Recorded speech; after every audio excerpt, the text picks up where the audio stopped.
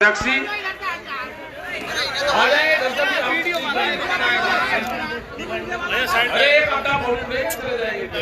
आदरणीय अध्यक्ष जी, सभी किसानों, नौजवान साथियों, पत्रकार बंधु, पुलिस प्रशासन के लोग, मेरी माताएं, बहनें,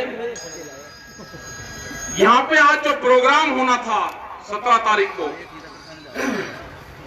बारिश के कारण स्थगित हुआ। सब लोगों को एक बड़ी मायूसी सी हुई, बड़ी तैयारी थी। फिर मीटिंग रखी गई, दोबारा ये आज मीटिंग हुई। ये कोई कमजोर मीटिंग नहीं है, हमारे पे वो व्यवस्थाएं नहीं है जो सरकार कर देती है। ये इतनी मीटिंग है कि इसकी आप 4 मीटिंग कर सकते थे। भाई यहां पॉलिटिकल वाले क्या करते हैं कि यहां से ऐसे लगा देंगे, वहां से ऐसे करनाथ लगा देंगे, वहां से ऐसे लगा देंगे, कुर्सी पे बैठा देंगे, तो इसी कोई मीटिंग को 6 गुनी बना देंगे। वे बहुत बड़ी तादाद में मीटिंग है और यहां से तो वे जिम्मेदार लोग, आप सब लोग आए, जिनके पीछे गांव समाज आप जो बताओगे उसको लोग मानते हैं। हालात खराब है देश के, ये समझ लेना। हालात खराब है देश के। 1 साल हो गया आंदोलन को।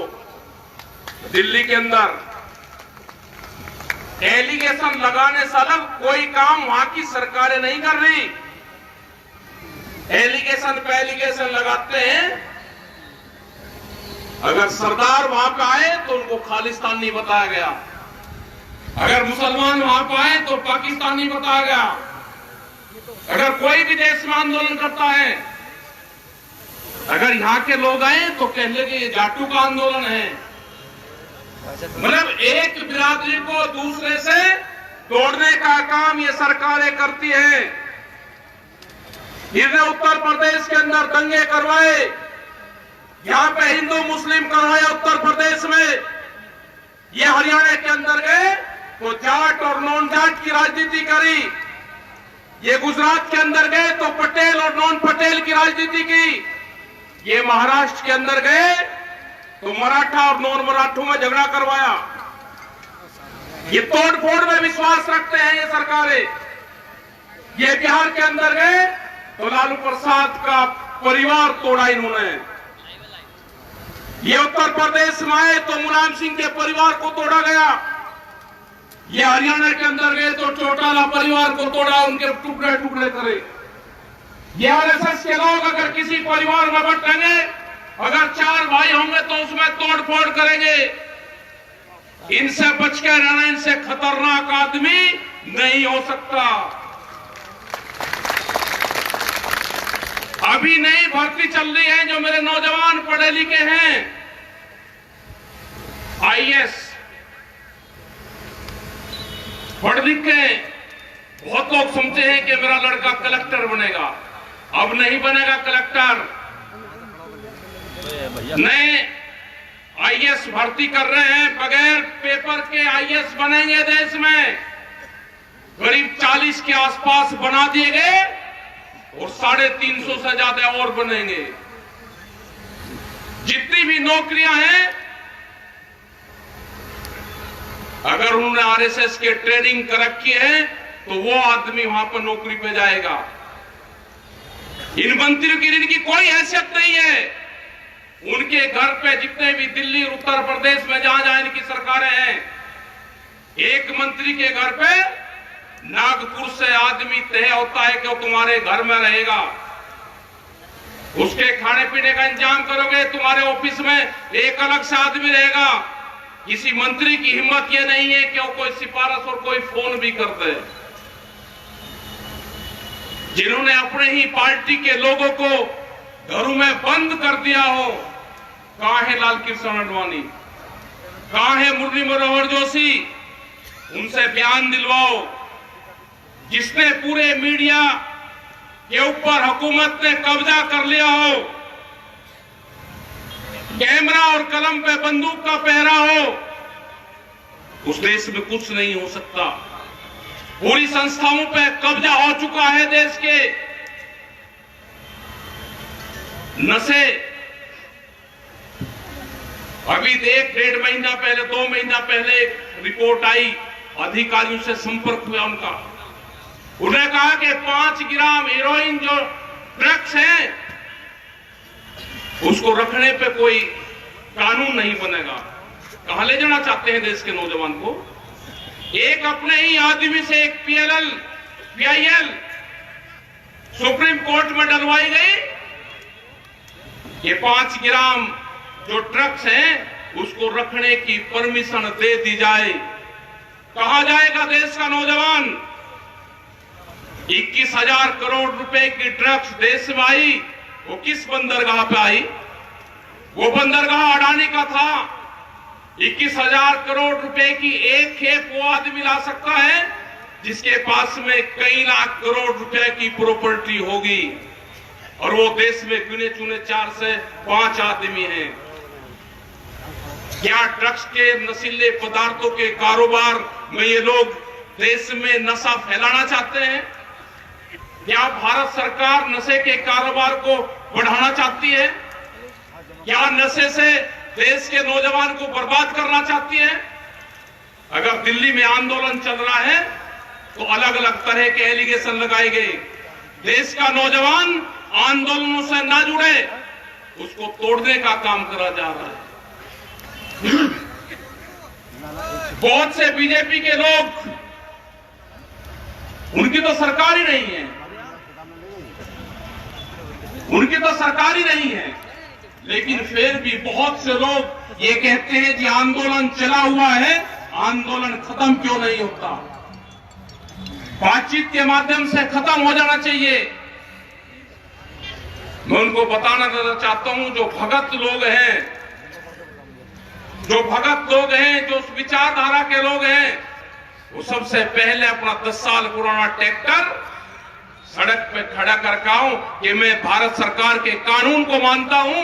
ये 10 साल पुराना जो भारत सरकार NGT के नाम पे कानून लेकर आई है, मैं उसको मानता हूं। ये 10 साल पुराना ट्रैक्टर मैं पंपिंग सेट, जनरेटर मैं नहीं चलाऊंगा, मैं कोई गाड़ी नहीं चलाऊंगा। NGT के भारत सरकार के कानून को मानता हूं। ये मैंने सड़क पर थाने में खड़ा कर दिया, नहीं करेगा कोई खड़ा। 10 साल पुराना ट्रैक्टर अब आप नहीं चला सकते। कौन से लोग होंगे जो हर 10 साल में ट्रैक्टर बदल देंगे, जो पंपिंग सेट बदल देंगे, जो घर में जनरेटर है उसको बदल देंगे? कोई नहीं है। कानून, ये 3 कानून नहीं है। एक अभी कानून आ रहा है सीड बिल 20 कानून। नए पुलिस स्टेशन खुलेंगे अब देश में। अभी तो एक ही पुलिस स्टेशन होता था। अत्याचार महिलाओं पर बढ़े तो महिलाओं का एक अलग खोल दिया गया। एक बिजली का डिपार्टमेंट खुल गया, बिजली पुलिस बनेगी। एक बीज की पुलिस बनेगी, उसके थाने खुलेंगे। जिस आदमी ने खेत में क्या चीज बोई, वो किस कंपनी से उसने बीज खरीदा, अगर वो सबूत नहीं देगा, कोई कंपनी उसके ऊपर मुकदमा करेगी तो जुर्माना और सजा दोनों उसमें है। बिजली अमेंडमेंट बिल 2020, अगर किसी के घर में 2 पशु होंगे तो उसको कॉमर्शियल कनेक्शन लेना पड़ेगा। ये है कानून। मंडी एक्ट, मंडी से बाहर खरीद होगी, ये कानून है। यहां से पूरा हरियाणा में, पंजाब में जो सेलर हैं वो सस्ते में धान, गेहूं, बाजरा ये चीजें खरीदते हैं, उनको स्टॉक करते हैं, मंडी के बाहर खरीद करते हैं। पूरे बिहार में 15-16 साल पहले मंडियां खत्म हुई तो बिहार के लोग तो बहुत मजबूत होने चाहिए थे। बिहार में धान आज 800 रुपया क्विंटल बिकता है। जो आज भी गेहूं है वो 1400 रुपए का उसका भाव है। बाजरे का 1100 रुपए भाव है। सरसों जब किसान के पास में थी तो 4500 रुपए क्विंटल बिकी। आज उसका तेल का भाव क्या है? ये आंदोलन उन गरीब आदमी के लिए भी है जिनके पास में रोटी का जुगाड़ नहीं। ये आंदोलन उसका है कि रोटी बाजार की वस्तु ना बने, रोटी जरूरत की चीज है। आपके ही केएफसी, मैकडोनाल्ड ये कंपनियां होंगी, आप अगर इनसे पूछोगे कि शाम को आपका बचा हुआ भोजन कहां जाता है, जब इनकी क्लोजिंग 8 और 9, 10 बजे होती है, तो अगर एक पैकेट खुल गया और उसमें 4 गुलाब जामुन है, 2 गुलाब जामुन की बिलिंग होगी, पर्ची कटेगी और 2 उसमें बचेगी। जब शाम को क्लोजिंग दरवाजा बंद करते हैं तो हमने उनसे पूछा, भाई बचा हुआ सामान आप कहां देते हो? उन्होंने कहा ये डस्टबिन में कूड़े में वे डालते हैं, कैमरे के सामने डालेंगे, अपने नौकर जो कर्मचारी उनके वहां पे काम करता है उसको भी 2 गुलाब जामुन में नहीं दे सकते। ये फूड चेन की कंपनियां हैं, ये भोजन पे जिनका जो अधिकार जमाना चाहते हैं कंपनी, जो अनाज पे अधिकार जमाना चाहते हैं, जिन्होंने बड़े बड़े गोदाम देश में बनाए, जो रोटियों को तिजोरी में बंद करना चाहते हैं, ये उसका आंदोलन है। और ये आंदोलन, ये सरकार कान खोल कर सुन ले, ये सरकार, ये आंदोलन जब तक कानून वापसी नहीं होंगे, ये आंदोलन खत्म नहीं होगा। गलतफहमी में मत रहना।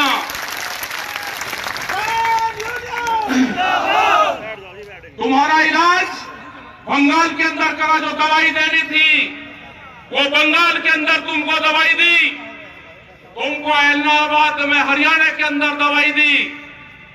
इलेक्शन हो रहा है, बहुत बड़ी भारी वोटों से वहां पे जिस विधायक ने इस्तीफा दिया था संयुक्त मोर्चे के नाम पे, उसकी बड़ी जीत इलाहाबाद में होगी। हरियाणा के अंदर तुम्हें जहां जहां जरूरत होगी, ये किसान संगठन, ये मजदूर देश का तुम्हें दवाई देने का काम करेगा। ये गुंडागर्दी की सरकार जो कहते हैं कि उत्तर प्रदेश से गुंडा राज खत्म करा है, उत्तर प्रदेश में गुंडा राज का स्थापित हुआ है। उत्तर प्रदेश में सरकारी बंदूक का इस्तेमाल आपने किया है। ये आने वाले टाइम पे नहीं होगा। जिस तरह से जिला पंचायत में आपने किया, वो देश और दुनिया की जनता ने देखा। यही ये लोग जो आने वाले विधानसभा होंगे उसमें करना चाहते हैं। तो आप लोग तैयार रहना, दवाई इनको देनी पड़ेगी। बगैर दवाई के इनका कोई इलाज नहीं है। ये बार बार कहते हैं कि रास्ते बंद कर रखे वहां पे, रास्ते बंद भारत सरकार ने किए हैं। और हमने कहा कि जब भी रास्ते खुलेंगे 11 महीने के बाद में, सबसे पहले दिल्ली जाने का अधिकार हमारा है। ये लड़ाई लंबी चलेगी और जब भी आपको दिल्ली की कॉल होगी, इनके बहकाव में, प्रेस के बहकाव में मत आना, मीडिया के बहकाव में मत आना। ये हर रोज आपको बहकाने का काम करेंगे कि बॉर्डर सब खाली हो गए हैं। बॉर्डर कोई खाली नहीं हुआ। बॉर्डर पे आज भी ऐसे कैसे ही लोग बैठे हुए हैं। जिस दिन आपको बता जाएगा, अपना ट्रैक्टर सामान लेकर वहां पाना। हमने मंडी की तलाश कर ली है। देश के प्रधानमंत्री ने कहा कि मंडी से बाहर आप कहीं पे भी सामान बेच सकते हो, अपनी फसलों को बेच सकते हो। हमको मंडी मिली, पार्लियामेंट के आसपास, दिल्ली के पार्लियामेंट के आसपास मंडी है। यहाँ के पुलिस स्टेशन मंडियां हैं, यहाँ का डीएम एसएसपी का ऑफिस मंडी है। अगर गाजीपुर, सिंगू, ढासा, टिकरी, अगर उस बॉर्डर की तरफ आपने आंख उठाने की भी, देखने की जरूरत करी, तो उत्तर प्रदेश, हरियाणा, पूरे पंजाब, पूरे देश भर के थाने, डीएम, डीसी, एसपी के ऑफिस, वहां पे किसान अपना माल लेकर जाएगा। जरूरत नहीं करना, अगर हमारा एक झंडा, एक कार्यकर्ता भी वहां पे है, तो पूरे देश का किसान गाजीपुर, सिंगू, ढासा, टिकरी उन बॉर्डरों पर बैठा हुआ है। आज भी बहुत जगह आंदोलन देश में चले हुए हैं। घबराने की जरूरत नहीं। देश की आजादी की लड़ाई 90 वर्ष तक चली थी। ये भी किसान मजदूर मेरे नौजवान जो साथी हैं उसकी लड़ाई है, आजादी की लड़ाई है। ये लड़ाई लंबी चलेगी। ये लड़ाई कहां तक चलेगी उसका कोई अंदाजा नहीं। हमने कहा कि 26 नवंबर तक आपके पास में टाइम है। 26 नवंबर तक या तो भारत सरकार किसानों से बातचीत करके समझौता कर ले, नहीं तो 26 नवंबर के बाद हमारा 1 साल पूरा हो जाएगा। 27-28 नवंबर से हम अपने टेंटों की रिपेयरिंग शुरू करेंगे। हमारे टेंट जो फट गए हैं, जो चादर है वे टूट गए हैं, हम उनको बदलने का काम करेंगे। अगले 6 महीने की हम अपनी वहां पे जो बैठने के ठिए हैं हम उनको मजबूत करने का काम करेंगे। यह आंदोलन चलेगा लंबा, क्योंकि जिस तरह की सरकार है किसी पार्टी की सरकार नहीं है। यह सरकार है मोदी सरकार, और मोदी सरकार को चलाती हैं बड़ी बड़ी कंपनियां। उन कंपनियों के खिलाफ मुकाबला है। अमेरिका में जो वहां के किसान हैं, मैं उनको जरूर आपकी बात सुनाना चाहूंगा। उन्होंने क्या कहा वो हिंदी में हमने डब करवाया है, मैं एक बार उनकी जरूर आप बात सुन लेना। जो अमेरिका का किसान है वो पूर्ण रूप से आपके साथ में है, जो वहां पर संगठन हमारा काम कर रहा। एक मिनट उनकी जरूर आप बात सुनो, जो अमेरिका का किसान है।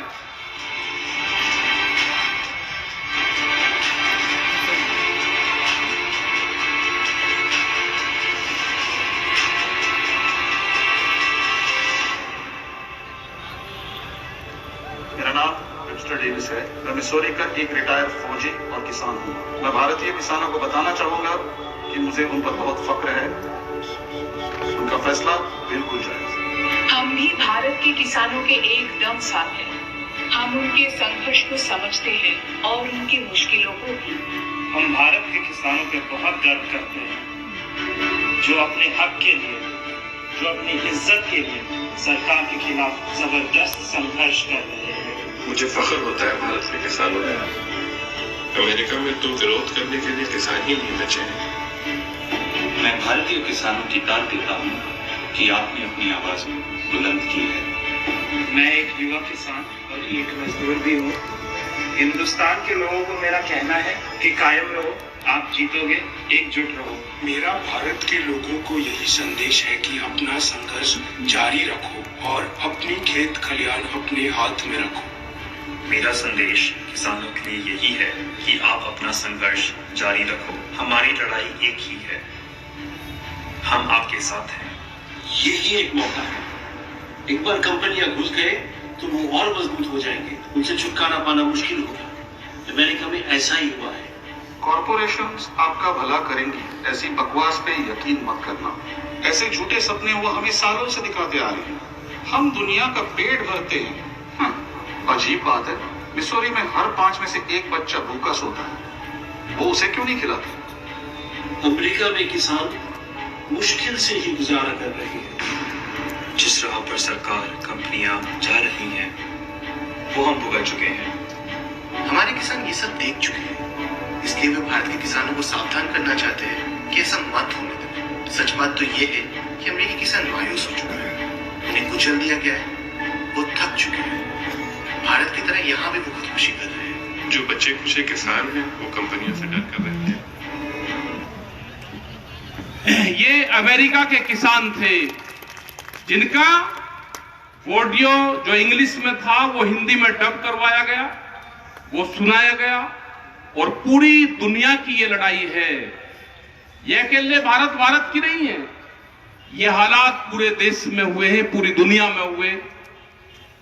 जो बड़ी कंपनियां हैं उन्होंने कहा कि सोने पे व्यापार नहीं करना, अब मोबाइल पे व्यापार बहुत हो गया, अब भूख के ऊपर व्यापार करना है।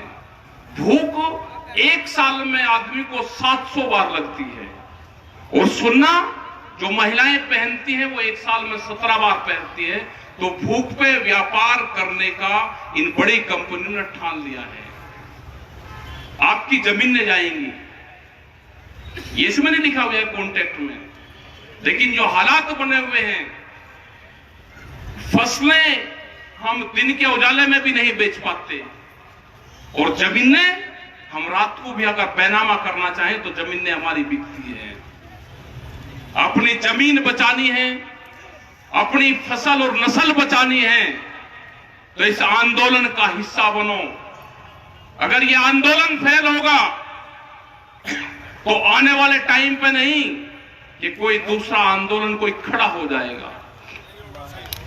वे 14 करोड़ नौजवान जो देश के प्रधानमंत्री ने झूठ बोल के उनसे वोट लिया है उनका, ये 2 करोड़ नौकरियां हम हर साल देंगे, वो 14 करोड़ नौजवान हैं जो आज नौकरी की तलाश में ढूंढ रहा है। उनको तो मिली नहीं, लेकिन जिनकी नौकरियां थी वो भी बहुत नौकरियां गई। बहुत से संस्थान देश के बिखरे हैं, रेलवे, टेलीफोन, LIC, बहुत से संस्थान, समुद्र के किनारे रेलवे की खाली जमीनें, मंडियां, मध्य प्रदेश की 182 मंडियां बेच रही अभी। उत्तर प्रदेश में भी जो मंडियां हैं उनकी जो खाली जगह है उनको भी बेचने का काम करेंगे। आपके यहां पे सड़कें बन गई। अब कोई भी आदमी NH नेशनल हाईवे के पास में गुमटी लगा के चाय नहीं बेच सकता। वो कानून आ गया देश में। उसको पेट्रोल पंप की तरह लाइसेंस लेना पड़ेगा और उसने काम करना है। तो ये बहुत से कानून आ रहे हैं, इसका अगर विरोध करना, इस मोदी सरकार का अगर विरोध करना है तो आपको एक नजर अपने खेत पर रखनी पड़ेगी और दूसरी नजर दिल्ली के आंदोलन पर रखनी पड़ेगी। वहां लगे हुए हैं, कल भी हंगामा चला के बैरिकेटिंग खोल रहे हैं।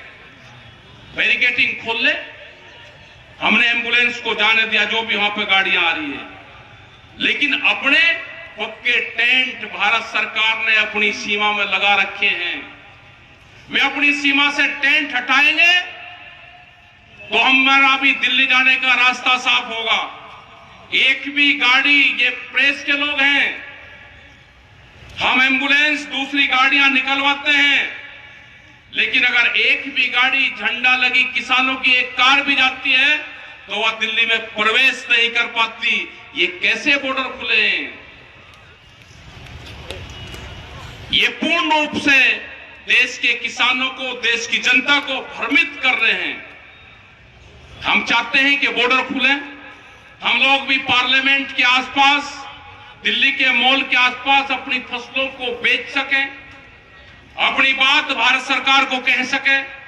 हम भी जाना चाहते हैं। अगर बॉर्डर खुलेंगे तो सबसे पहले प्रभावित लोग ये देश का किसान है, जो पिछले 11 महीने से दिल्ली के दरवाजे पर बैठा हुआ है कि दिल्ली की बादशाह कब अपना दरवाजा खोलेगी और हम दिल्ली के अंदर एंट्री करेंगे। अपना ध्यान रखना, आपकी पंचायत बहुत मजबूत पंचायत आपकी हुई, इस पर हमेशा ध्यान रखो, इन पे कायम रहो। और विजयपाल सिंह जी ने, सब लोगों ने, यहाँ की पूरी कमेटी ने, अध्यक्ष जी ने, जितने भी लोग यहाँ पे हैं, इन्होंने सबने बहुत यहाँ पे मेहनत करी। हताश होने की कोई जरूरत नहीं है। अपने ट्रैक्टर का मुंह दिल्ली की तरफ करवा कर रखना, इनकी हिम्मत नहीं कि आपको रोक सके। आपका धन्यवाद। जय हिंद, जय भारत, जय मुरादाबाद।